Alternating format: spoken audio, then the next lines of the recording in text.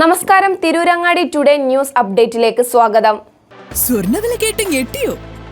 എന്നാൽ എല്ലാവർക്കും സ്വർണ്ണം വാങ്ങാം.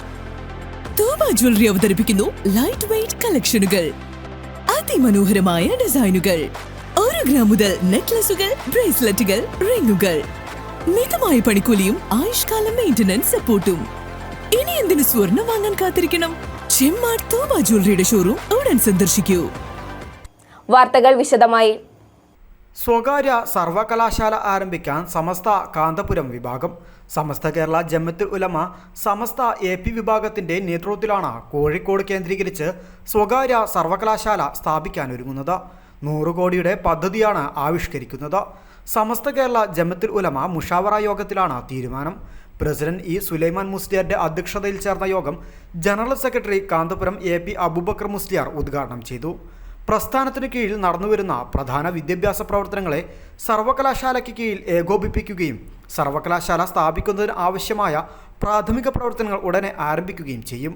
100 കോടിയുടെ പദ്ധതി ആവിഷ്കരിച്ച് പ്രഥമഘട്ടത്തിൽ 50 കോടി സമാഹരിക്കും. ചരിത്രം, ഭാഷാ പഠനങ്ങൾക്കായിരിക്കും പ്രാധാന്യം നൽകുക.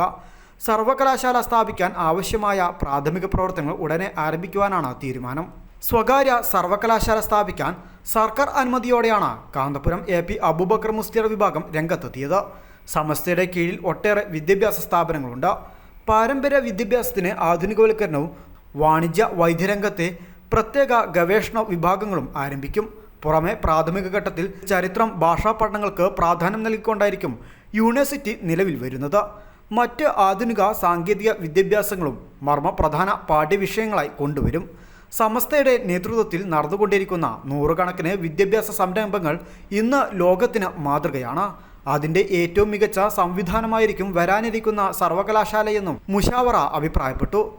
സയ്യിദ് ഇബ്രാഹിമുൽ ഖലീൽ അൽ ബുഖാരി പ്രാർത്ഥന നടത്തി.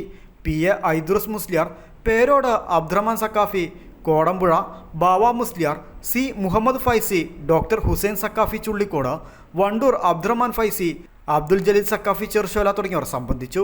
News desk, Tirurangadi today.